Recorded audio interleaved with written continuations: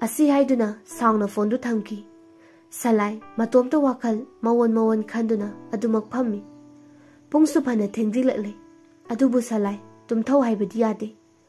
Adumak wakhal zat khanduna leiri.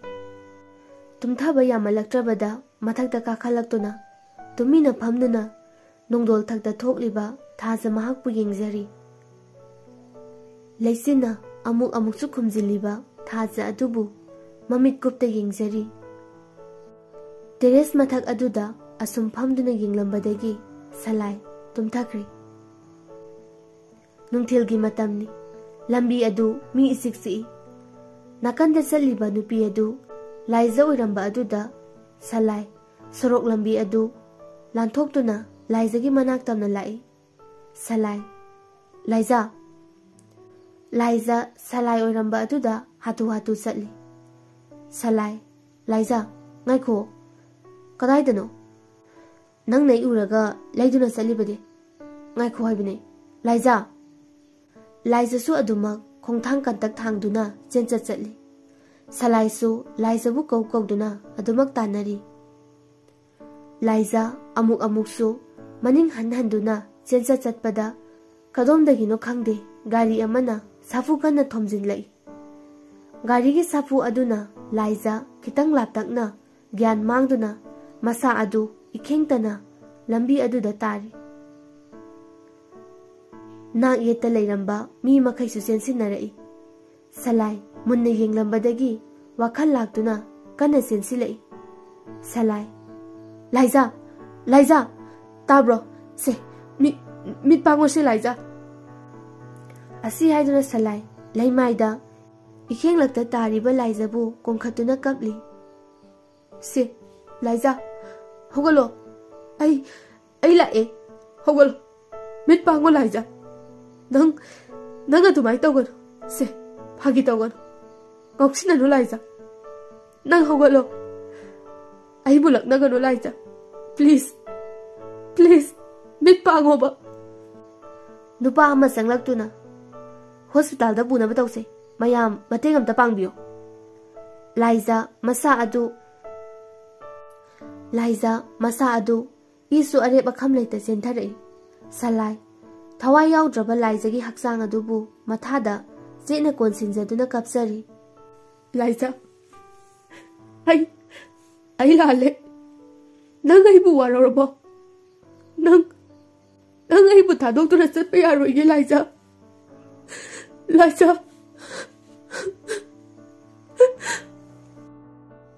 Salai mikap khangthok thoklai. Masa adusu humangna luple. Mihulgi khongjel su yangkhalakli. Masa adu leitaba ngamdre.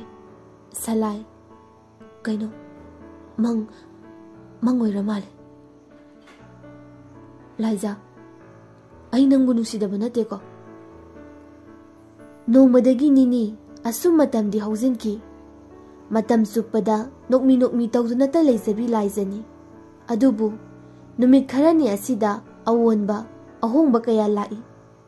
Masi khuding ungba ahing khuding kapsabana Laizagi hainabi oirakli. Tenkraba matam khara khak asida salaibu hena nungsiba phauruba thajaruba asina ngasidi Laiza awaba haibadu oirakli. Hainaba lei punsida ahan manungsi khiba misakti kawba ngamde haiduna. Laiza salaibu kawthoknabadi adumak hotnaje. Adubu kawthoklage khaluba mikupta ningsingba samani. Masagi honglakliba mawong asida Nandini amadi Joy haifam khangdaba tawfam khangdaba haibadu oire. Hanglabasu Laizadagi paukhum phangdrabada mama mapa anidu wakhalama ithok thoktre. Thoibisu adu mangai Laizana honglakliba mawong mataw asida nungaitaba phawjai. Phagi kaya tawduna Laizabu themjinbiba awaba kawthoknaba kaya ama hairabasu tawrabasu khudingmak nungda ising saibagum thoklari. Arembani Laizagi maphamda. Thoibi Laiza kendinda chalusira natragana playground da angang maja sanarise yengusira. Laiza yeningdeda Nang yengninglagana Silky ga yenguro. Ai sum leiramage. Silky yararoi adumai adum leiradi. Nang adumai tawno akhoi chu nungaite Liza.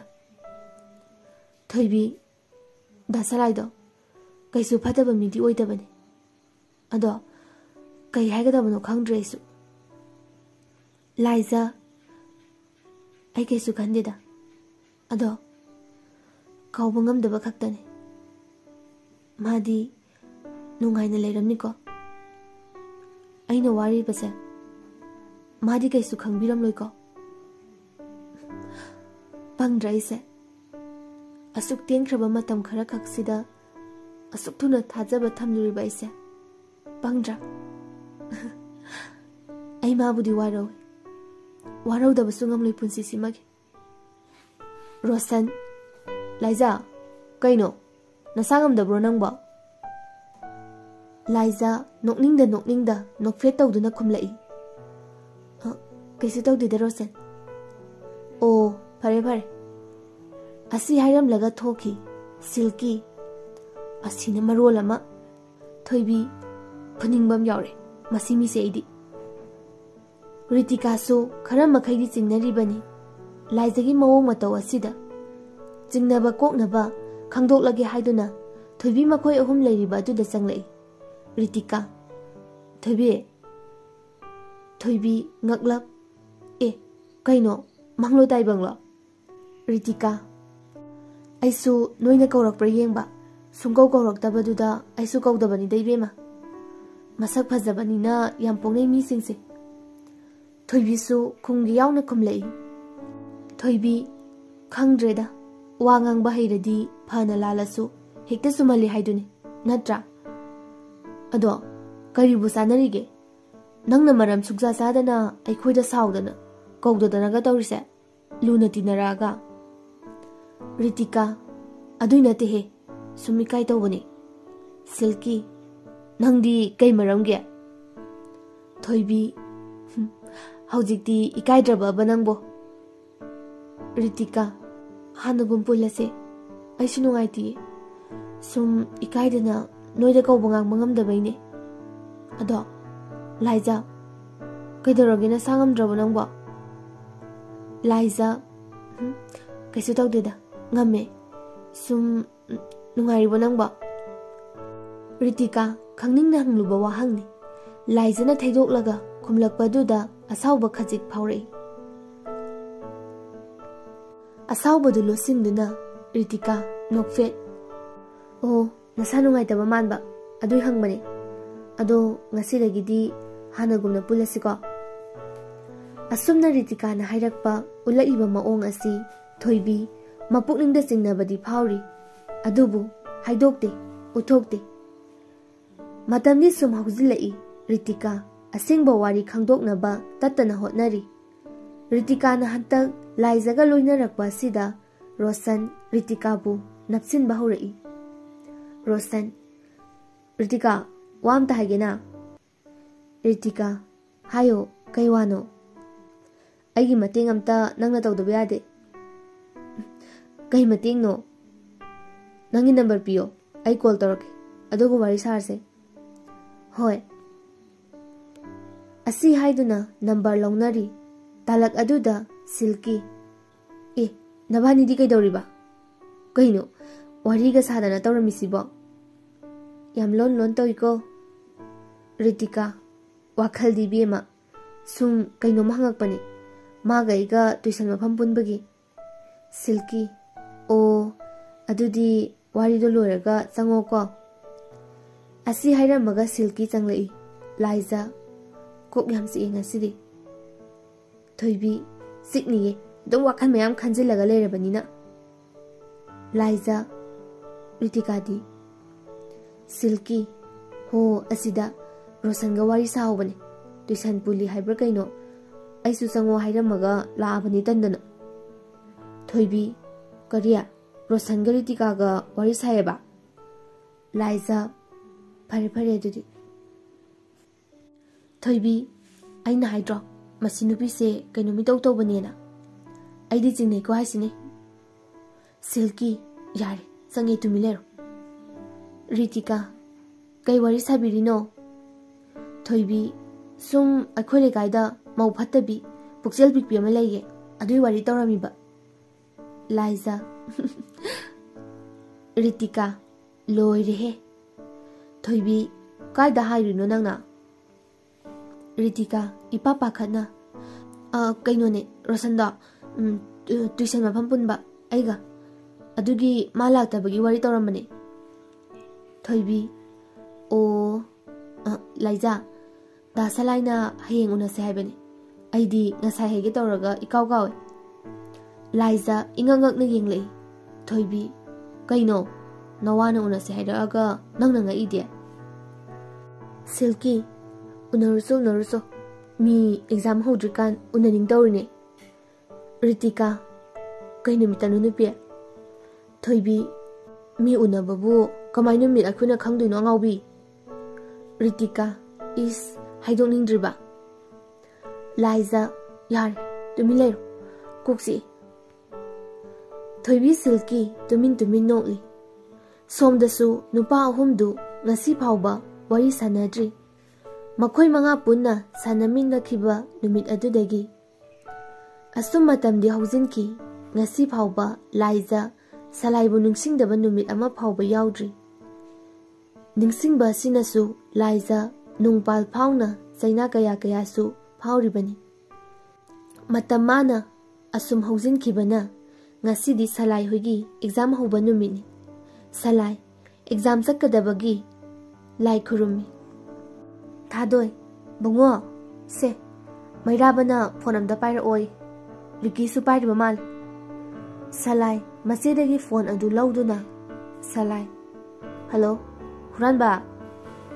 Ricky, mimana daba. Wispina sena call tarakbani. Nangdi phone su off lere. Aduda chesaudoina taurasena taurabani. Salai, free thabi boirasanu gulak haidura. All the best haidura anima hari he. Mairaba wadi haning da banese sandal nangonda.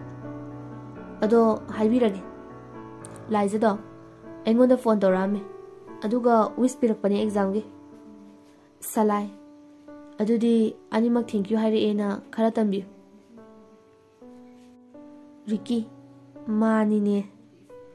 Asum tawna exam center tariba school adudani. Makhoi ahuma class amatada pulap tamine. Question paper mathang yeleba matung 5 minutes muk leiraga exam hobagi bell tari. Oza, phangkiba mafamdagi masi lengba yaroi. Wa hangnaba yaroi. Makhol amata thoknaba yaroi. Unfair means amata sizinaba yaroi. Soidanaga khulai punaradi hana surrender tawba yagani. Salai, question paper adu sumpaiduna tumin wakalamada ungli. Salai gi mawong aduda mairaba tungdagi khupakna lamlaga tharai. Salai, ayo sorting. Oza, kaino, ha? Exam di hobata bungari. Ngantana horabra.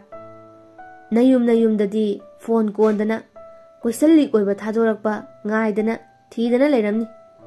Haujikti oza leilekti khangdakhai haurene ha.